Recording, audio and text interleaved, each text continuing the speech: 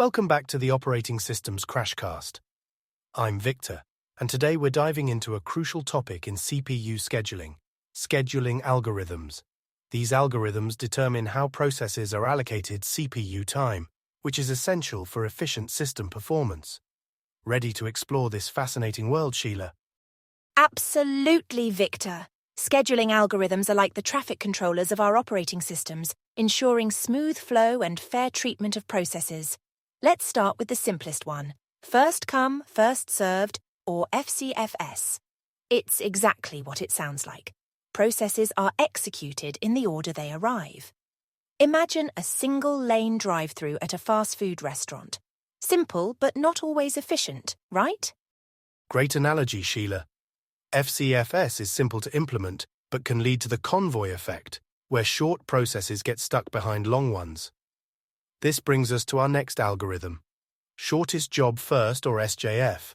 In SJF, the CPU is allocated to the process with the shortest execution time. It's like letting someone with just a few items cut in line at the grocery store checkout. Exactly, Victor. SJF is optimal for minimizing average waiting time, but it has a major drawback. We need to know or estimate the execution time of each process in advance, which isn't always possible. This leads us to priority scheduling, where each process is assigned a priority. Higher priority processes are executed first. It's like how emergency vehicles get priority on the road. Good point, Sheila. Priority scheduling can lead to starvation, where low-priority processes might never get executed. To address this, we have aging, gradually increasing the priority of processes that wait too long.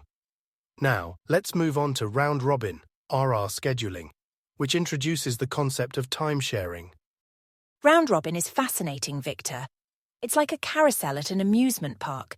Each process gets a small unit of CPU time called a quantum, and if it doesn't finish in that time, it's moved to the back of the queue.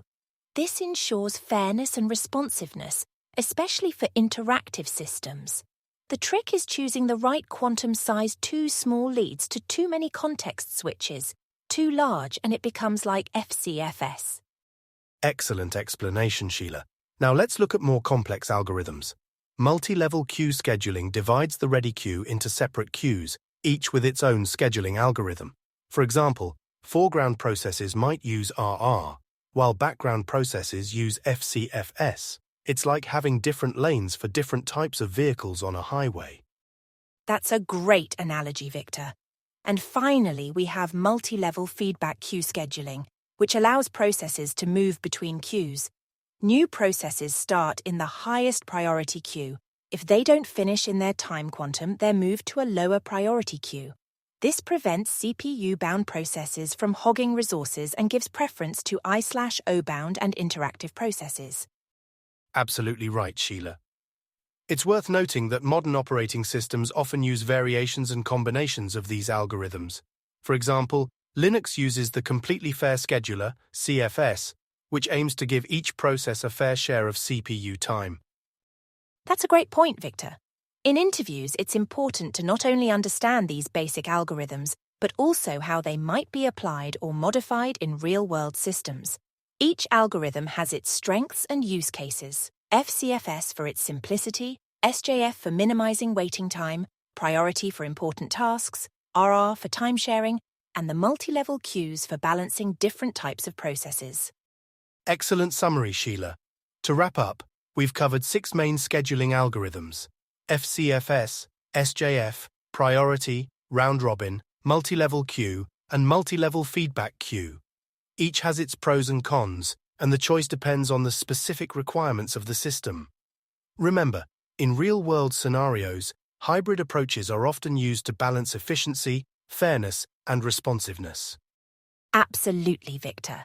And that brings us to the end of today's episode on CPU scheduling algorithms. We hope our listeners found this informative and engaging. Stay tuned for our next episode, where we'll continue our journey through the fascinating world of operating systems. Thanks for listening, everyone. This is Victor, signing off from the Operating Systems Crashcast.